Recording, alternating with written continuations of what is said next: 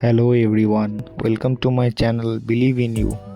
আজকে আপনাদের সামনে যে ভিডিওটা নিয়ে এসেছি সেটা হচ্ছে কলকাতা থেকে গোয়াতে আপনি সহজে কিভাবে পৌঁছাবেন এবং গোয়ার সবথেকে ফেমাস বিচ পালোলেম, সেই পালোলেম বিচে আপনি ফার্স্ট দিন গিয়ে কি কি অ্যাক্টিভিটিস করবেন। এতে আমি আপনাদের দেখাবো সবথেকে সস্তা এবং সবথেকে কুলেস্ট ওয়েতে গোয়ায় কিভাবে আমরা টাইম স্পেন্ড করলাম।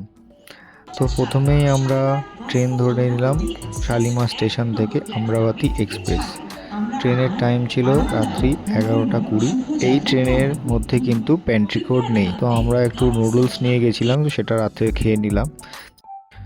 ফার্স্ট ডে আমাদের ট্রেন অন টাইমেই ছিল, বিশেষ কোনো আমাদের অসুবিধা ফেস করতে হয়নি।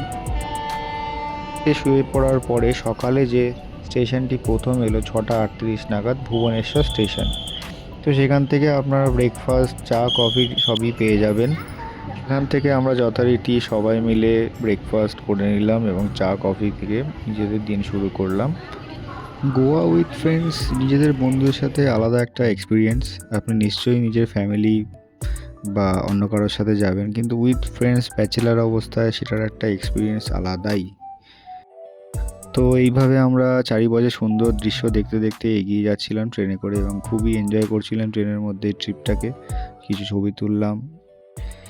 এইভাবে একটা দিন কেটে যাওয়ার পর নেক্সট ডে আমরা খুবই এক্সাইটেড ছিলাম কখন গোয়া আসবে, কখন গোয়া আসবে, কখন আমরা মাডগাঁও স্টেশনে নামবো। ট্রেনে আর ভালো লাগছিল না।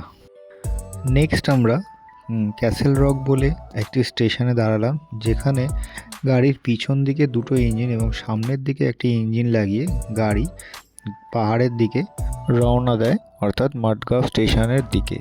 আমাদের সাথে যাদেরকে দেখছেন তারা অ্যাকচুয়ালি ট্রেন পার্টনার। লাকিলি খুবই ভালো পার্টনার পেয়ে গেছিলাম আমরা, খুব ভালো কোম্পানি এনজয় করতে করতে ট্রেনে যাচ্ছিলাম। এই ক্যাসেল রক স্টেশন থেকে মাডগাঁওয়ের দিকে যেতে যেতে অনেকগুলি টানেল আপনারা দেখতে পারবেন। তো লাস্ট যে টানেলটা 10 নম্বর টানেল, এই আমরা 10 নম্বর টানেলটা ক্রস করলাম। এরপর ট্রেন যেদিকে যাচ্ছে তার ঠিক বাঁ দিকে আপনাদের দুধসাগর ফলস লক্ষ্য করবেন। এই সময় কিন্তু ট্রেন খুবই আস্তে ধীর গতিতে ফলসের সামনে দিয়ে পাস করে। আপনারা সুন্দরভাবে ফলসটি দেখতে পারবেন, উপভোগ করতে পারবেন। এখন জলের পরিমাপ একটু কম রয়েছে। আপনি সেপ্টেম্বর বা আগস্ট মাসে যদি আসেন তাহলে এই ফলসের চেহারা আরও অন্যরকম হবে। এবং এই সময় আপনাদের ট্রেনের উইন্ডো এবং ডোরসগুলোতে আগে থেকে দাঁড়িয়ে বুকিং করে নিতে হবে, কারণ প্রচুর প্যাসেঞ্জার এই দৃশ্য দেখার জন্য গেটের সামনে এসে উপস্থিত হয় এবং আপনি যদি আগে না দাঁড়ান তাহলে এটা মিস করে যাবেন। সুন্দরভাবে দেখার যে সুযোগটা সেটা মিস করে যাবেন। এইভাবে আস্তে আস্তে আমরা মাডগাঁও স্টেশন গোয়ার উদ্দেশ্যে রওনা দিলাম। আমরা যখন গোয়ায় নামলাম তখন প্রায় 4:30, কারণ আমাদের ট্রেন 2 ঘন্টা লেট ছিল। তো আমরা সরকারি ট্যাক্সি স্ট্যান্ড গোয়ার মাডগাঁও স্টেশনের বাইরে বেরোলেই ডান হাতে আপনার ট্যাক্সি স্ট্যান্ড আছে, সেখানে দেখতে পারবেন সব জায়গার চার্ট দেওয়া আছে। তো আমরা মাডগাঁও থেকে এই চার্ট অনুযায়ী পালোলেম বিচের উদ্দেশ্যে গাড়ি নিয়ে একটা ওয়াগনার দিয়েছিল আমাদেরকে। খুব সুন্দর রাস্তা, চারিধারে গ্রিনারি, মানে দেখে আপনার খুব মনে হবে পরিষ্কার পরিচ্ছন্ন, খুব ক্লিন সিটি একটা গোয়া। তো বেসিক্যালি আমরা 4 জন ছিলাম, 4 জনের জন্য ওয়াগনার একটা পারফেক্ট গাড়ি ছিল। সো সব লাগেজ তুলে আমরা বেশ সুন্দরভাবে আমাদের প্রীতমস কটেজ মানে হোমস্টে, পুরো ঘরোয়া একটা পরিবেশে আমাদের এই হোমস্টেটা আমরা পেয়েছিলাম।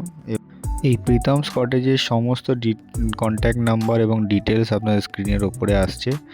এখানে যে পরিবেশটা একদম ভিলেজ টাইপের পরিবেশ, মানে আপনি কল্পনা করতে পারবেন যে জাস্ট একটা বাড়ির মতো, আপনাদের গ্রামের বাড়ি যেরকম হয় ঠিক সেরকমই পরিবেশটা ছিল। এবং রুমগুলোও বেশ বড় এবং পরিষ্কার।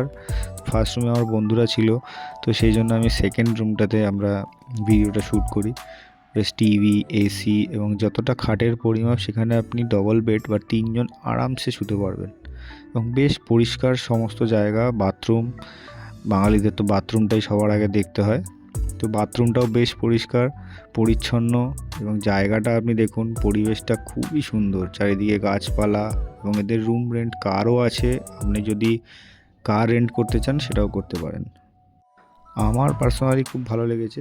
তারপরে আমরা সন্ধ্যাবেলায় ফ্রেশ হয়ে পালোলেম বিচের উদ্দেশ্যে রওনা দিলাম।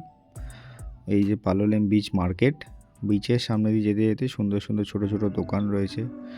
বিচে প্রবেশ করলে দেখতে পাবেন সুন্দর লম্বা বিচ, সুন্দর সুন্দর শ্যাক্স রয়েছে, সুন্দর সুন্দর রেস্টুরেন্ট রয়েছে, সুন্দর সুন্দর গান হচ্ছে, অনেক দূর অব্দি, সুদূর দূর অব্দি দেখতে পারবেন লাইট জ্বলছে, বিভিন্ন অ্যাক্টিভিটিস এখানে হয়।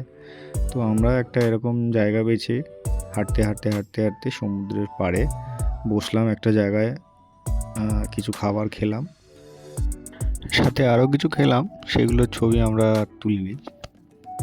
তো দীঘা, পুরী, মন্দারমণি অনেকবারই ঘুরেছি, ফার্স্ট টাইম গোয়া, খুবই ভালো লাগছিল, খুবই এনজয় করছিলাম আমরা। তারপরে আমরা আরেকটা জিনিস দেখলাম, ফায়ার নিয়ে বিভিন্ন রকমের খেলা সে দেখাচ্ছে। আমরা প্রথমে তো বসে বসে দেখছিলাম এবং ফটো তুলছিলাম, ভিডিও করছিলাম জুম করে। তারপর না পেরে আমি সামনে গিয়ে ভিডিওটা করি, বিকজ ও খেলাটা এত সুন্দর দেখাচ্ছিল। আর এই সমুদ্রের পাড়ে এটা লাইটিং একটা সুন্দর, মানে নিজের চোখে না দেখলে সেই অভিজ্ঞতা আপনি অনুভব করতে পারবেন না। সামনেই লাইভ মিউজিক হচ্ছে, একজন মিউজিশিয়ান লাইভ সোলো গান করছে এবং তার সাথে এরকম লাইভ পারফরমেন্স, সাথে লাইভ বিচের ঢেউয়ের শব্দ, মানে তিনটে কম্বিনেশনে জাস্ট অসাধারণ লাগছিল।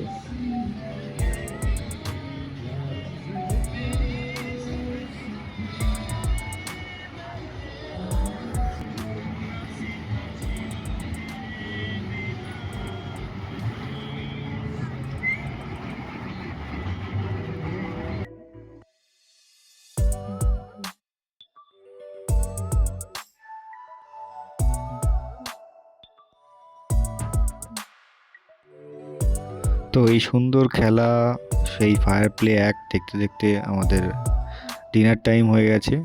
তখন বাজে প্রায় 11:30।